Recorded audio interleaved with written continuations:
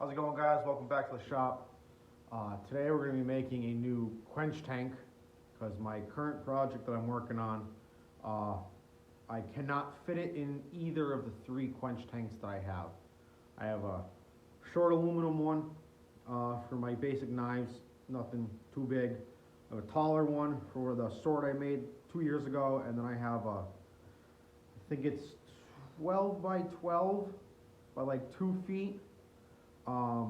Which I could, in a sense, use that for this current project, but I kind of should have a vertical one, not vertical, horizontal one, especially if I'm just trying to edge quench something, that'd be ideal. So I figured, why not get another video out of it, and go from there. This is the old one. These two are aluminum. I was able to weld those up at work. I can't do aluminum here at the moment. And we got this one, which would work in this situation. The amount of oil I would need to fill it, I just don't feel like doing. So I'm going to hopefully try to reuse the cart. That's actually the base off the second forge I built. So if I can reuse that, why not? It's perfectly good material. At least the wheels I'm hoping to save. So these two are going to stay still being used. This is probably going to get junked or at least put aside for scrap material. So here's a piece I plan on using, 3.5 by 3.5 by 2 feet. Plans to plasma cut the top right off. Try to then cut them and use those for the side. And at the same time, plan's going to be is to cut this at an angle, weld this in place, and cap it. That way, if I ever need to change out the oil or anything, I don't have to, in a sense, take everything off the cart and dump it that way. I can just pop the cap off, drain it, and be fine. And this is going to work out perfect for a current project, making a pizza cutter. So this will be perfect, just drop right down in. Have more than enough room, so that'll be good. It's probably won't. All right, so I'm gonna set up a guide for this just to make everything a lot easier. Unfortunately, all my tools are still. I don't know how easy you guys can see that. I had a issue with the shop recently. Over Christmas, when I wasn't in here, we had some high winds, and actually the panel you can't see right now, right above me. Had a crack in it from someone being up in the attic. Popped some of the nails out, not even screws. And came in here like 2 days after Christmas. And I'll try to attach the pictures of this video. The panel was on the ground and it's all blown in insulation. And that was everywhere. The table was covered. The grinder, the forge was actually right in the middle. The press was covered. Took me a good 2 days to get everything cleaned up the way I wanted it. And as like you can see, there's a rack right here still covered with stuff. So tools are still covered. But got the guide set up. These are really easy not to just use. It's gonna take 2 seconds to do it. A lot of people are like, oh, I can just cut it by hand. Takes no time to grab a piece of angle or square stock, anything straight, clamp it, and now all you have to worry about is just going one way. You have a nice clean cut, less freaking cleanup to do afterwards. It's dumb not to do it.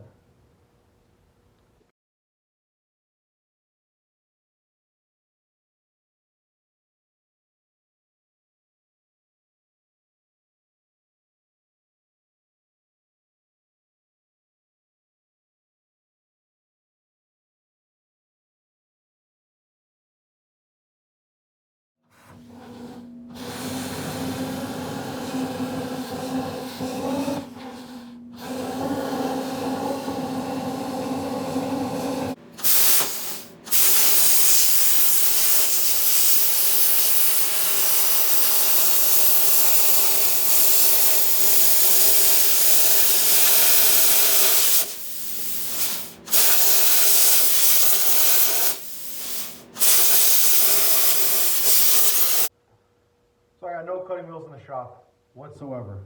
I started to try to cut this on the bandsaw and didn't like it. Can't get the angle I want anyways. So I gotta go to the store. I'm gonna end up grabbing new wheels because the old wheels are welded directly to the frame, and it's not worth the hassle of me trying to cut out the welds and everything because it's plug welded in. So I need to get cut off wheels and new wheels.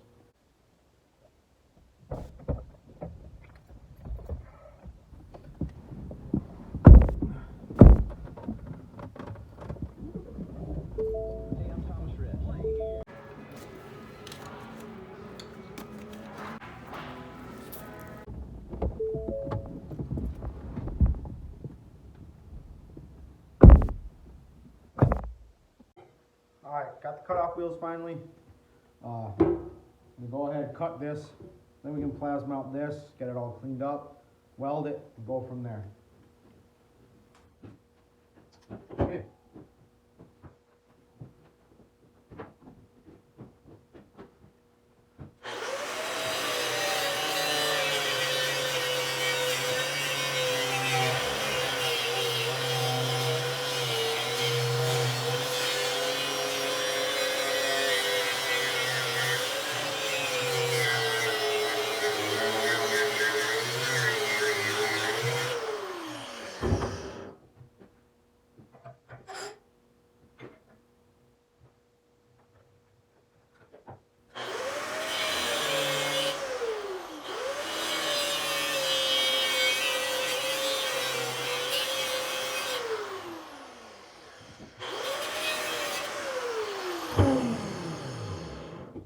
There we go. It's gonna get welded on just like that, and we'll drain it like nothing. Alright, so we're gonna wanna cut this pretty much dead on the line. That way, once that's out, this will protrude through so we can weld the top, or the outside and the inside, just to cut down on any fact of nothing will leak. We know we got a good weld. Because last thing we want to do is get this all together, only weld one side, something starts to leak, and then trying to get all the oil out of it, in a sense, to get a good surface to clean, to re-weld it, is never fun. So might as well just weld both sides now, and not have to worry about it.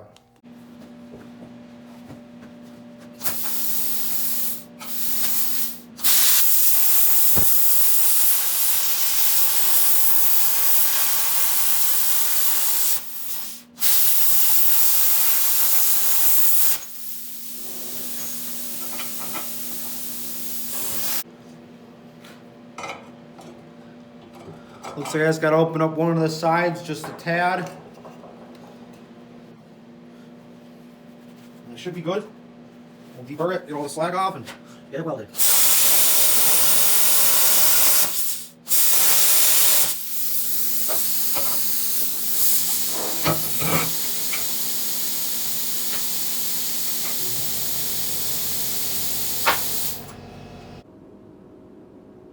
Alright, we got all the parts cleaned. I got the sides cut clean, pipes ready, so go ahead and get this all tapped up. We're going to start with the drain just so it's easier to access before we put the end cap on it.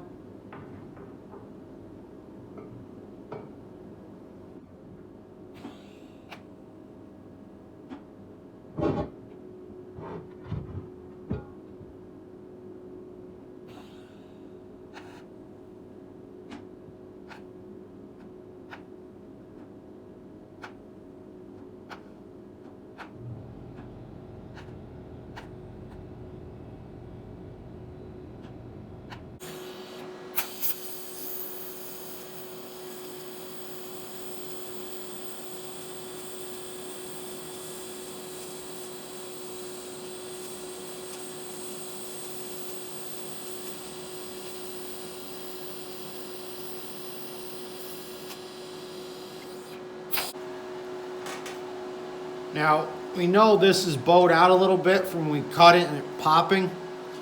In this situation, it really does not matter to pull that back in. So I'm just going to go ahead, put the cap on, tack it in place, and get it ready for welding.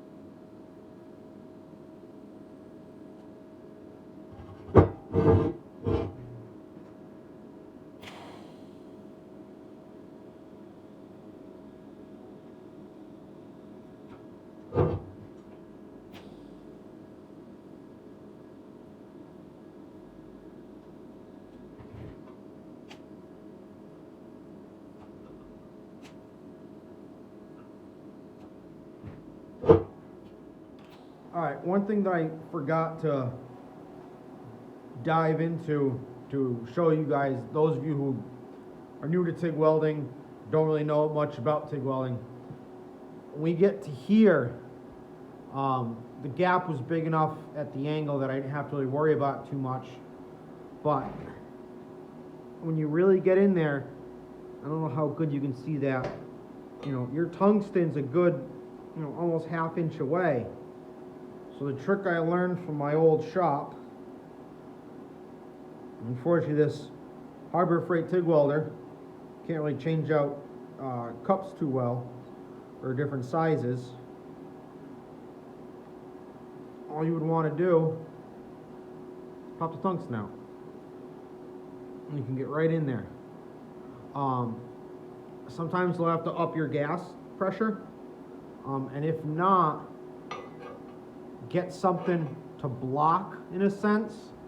So say we're going to come in like this, and you hit the pedal first to, you know, get the gas coming out, and the aluminum or whatever you use, steel, some sort of blockage is going to trap all the gas in there, so that way when you go to strike up your arc, the argon's already there. It's not going to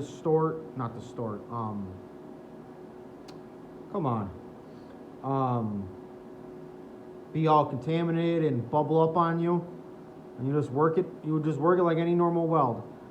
Sometimes when it's really tight in here, I like to pulse it just on the pedal. But this situation, I didn't really have to worry about that. Like I said, I had the angle just right. There was some. That's gonna wrap it up for this video. Ends are welded on, pipes on, everything should be good. Got ourselves a quench tank. Clean this out real quick, get all the slag out of it, pour some water in it, let it sit, check for leaks in the morning. I don't see there being any leaks at all, but you never know. Everybody makes mistakes. Next video we'll actually go into making the stand. I got the wheels somewhere in here. Making the stands, getting this, you know, mounted up. I'm gonna try to keep this one the same height as the lower one, and obviously the sword one will stay because I do plan on making some more swords soon.